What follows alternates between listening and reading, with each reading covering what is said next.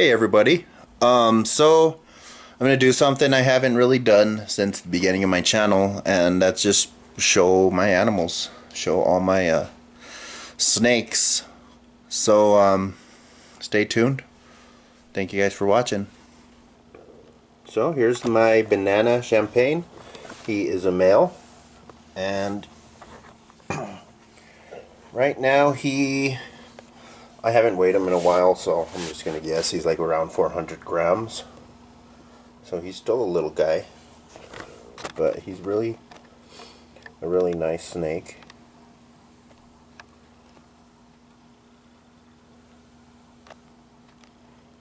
Pretty cool.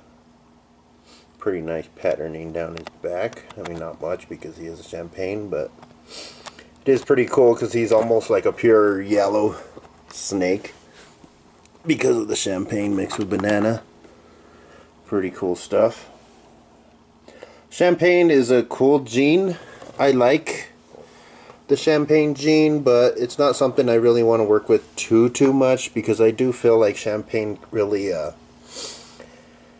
takes away from a lot of genes because it's a really strong gene, you know. So when you mix it with stuff, say like a clown, I figure that's kind of wasting a clown gene, putting it into a champagne, you know. So I think champagnes are really awesome as what they are, or maybe mixed with one or two genes, but other than that, I think they're pretty good just as a basic morph. Like this, it's pretty awesome, just a plain yellow snake.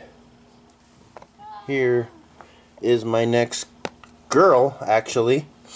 She is a coral glow banana, same thing, but I bought her from Nerd, and so she was labeled as a coral glow. And something about these coral glows from Nerd, they are really awesome because you can see she's already a good sized girl, and her speckling is really low. And that's just something to say about the line breeding at Nerd. It's really awesome. Look at the blushing on the head. A lot of blushing on the sides and everything. And, you know, she's just a regular coral glow, and she's super high quality. So, I mean, definitely buying from a good breeder such as Nerd is definitely worth it.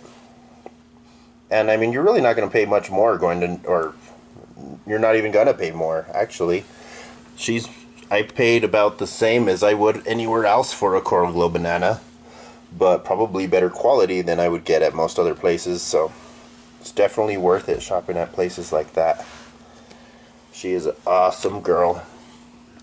She's one of my best eaters right now, and she's a definitely a good future breeder. Not quite there yet, but next season she definitely will be. So here is my pied girl getting out of the tub. So she's a good little medium white pied. She's not ready for breeding. She'll be ready next year. She's nice. I personally like my pieds kind of half and half. A little more white than this is cool, but I'd rather have with quite a bit of pattern than just mostly white. Although I think spides are pretty cool with just the patterned head. But I really like them like this. She's a nice looking girl. And hey. And again, she'll be ready next year for some I have my spider lesser later that he's possible het pied, so hopefully he is, and I could get some spides or pieds out of them, but I'll get to him later. So here's this awesome little guy. This is the snake I'm probably most excited about working with. I mean, most people are. I mean, a lot of people's favorite gene, if you ask them, it is clown, and that's what he is, obviously. So he's pretty high quality. I got him from Graziani Reptiles, and he's a very good eater. He's about 600 grams right now, and he is looking pretty healthy, as you can see. And he has nice, he's a little reduced, but he's not super reduced, and this is where I like him. I like them to where they do still have pattern on the side, but it's not quite the alien heads, you know, so it's kind of in between reduced and clowns that have a lot of pattern. But he's my only clown right now. I don't have any het clowns or anything like that, so it's gonna be a while till I get produce anything that's gonna be actual visual when it comes to clown.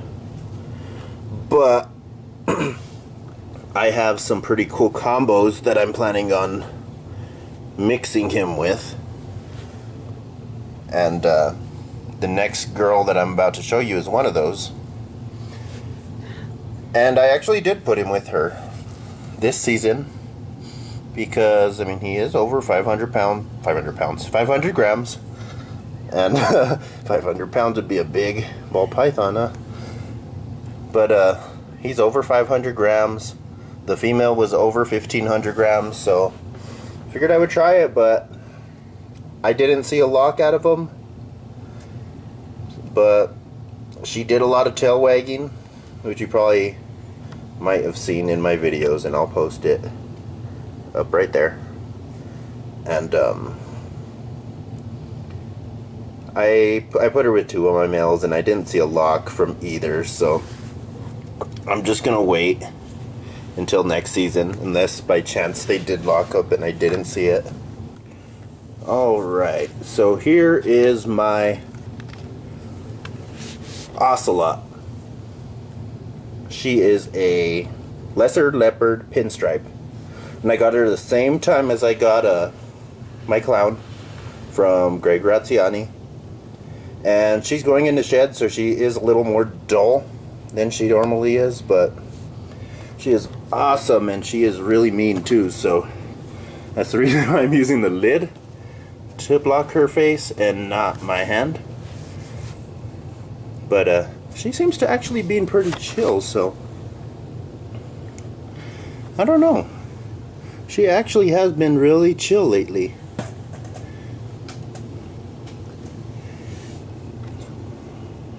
So she's looking awesome. Even in shed right now, she has some really cool colors, really awesome pattern. Don't go bite my foot.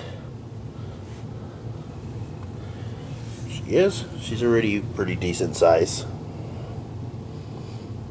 She's mean. Since I got her, she's been mean. I have a few videos of her. Well, when I first unboxed her, she was a little cold, so she really wasn't that mean. But as soon as she warmed up, she was striking, hissing, all of that. And like you can see now, she's not hissing at me, biting me, or anything. Maybe I finally tamed her out. No, I doubt it, but she's a very awesome girl. Look at that face.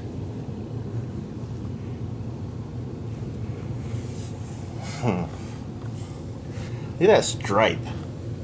Like, I had a genetic stripe before and didn't even have that clean of a stripe. So here is my normal.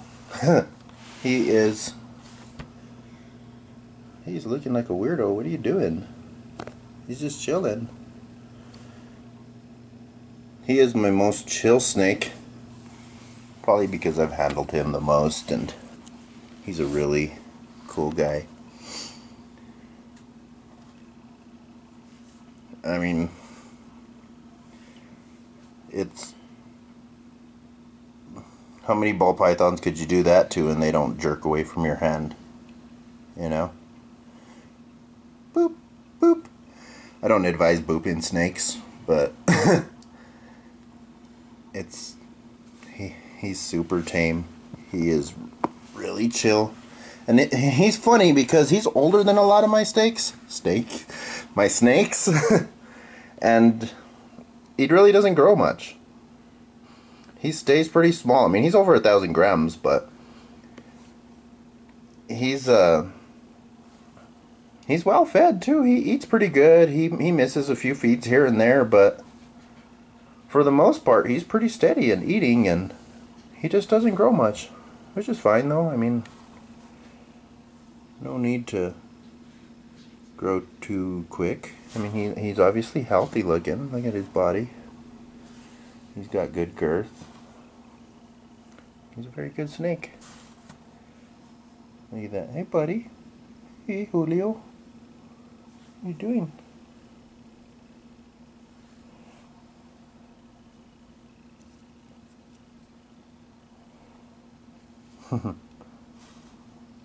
Alright, say goodbye, Julio. Or say hi. Yeah?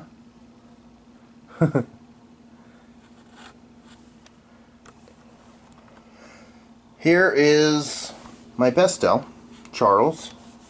And he has a pretty cool ringer, which I'll show you guys in a minute. He is a really big dude. He was, well, how much was he? 1,800 grams, I think, when I weighed him. So yeah, he's a big dude. Definitely could be bigger. So, I mean, if you watch my videos, you would know that he came from not abusive, but they weren't taking care of him where he was before. They were feeding him once a year, a live rat, for 5 years. I mean, it's surprising that he's alive. But I've gotten him eating, and I mean, right away. It wasn't even a problem to get him eating. He got eating right away, and on frozen thawed, and hasn't given me much of a problem after that. Here's my big pregnant girl right now. She is a lesser pewter, and as you can see, she's really fat right now. And so she's a lesser pastel cinnamon. She was bred to my lesser spider. So, hoping I get some cool stuff out of that. Oh, hey. What's going on? Say hi.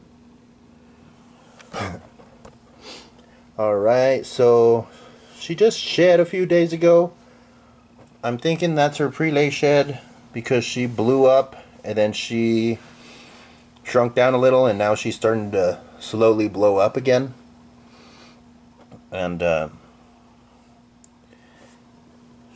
she is an awesome girl. Here is my lesser spider, lesser bee.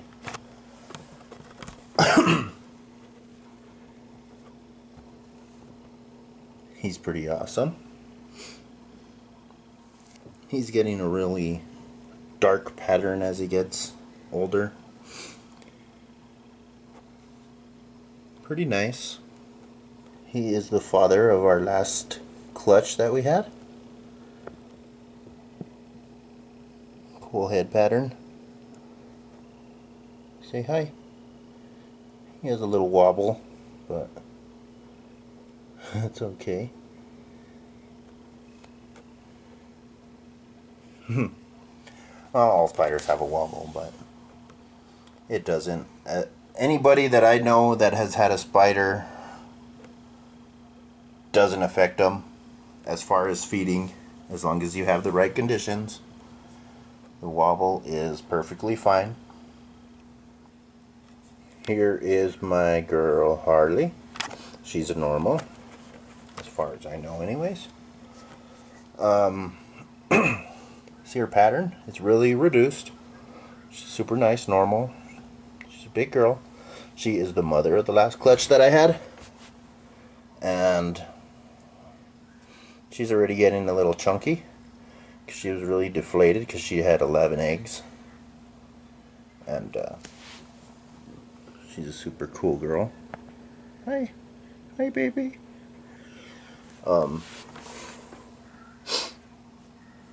Big girl, cool pattern. I mean, compared to my last normal that I showed you guys, you know, he's a pretty typical looking normal, and she is really reduced, and you know, she has a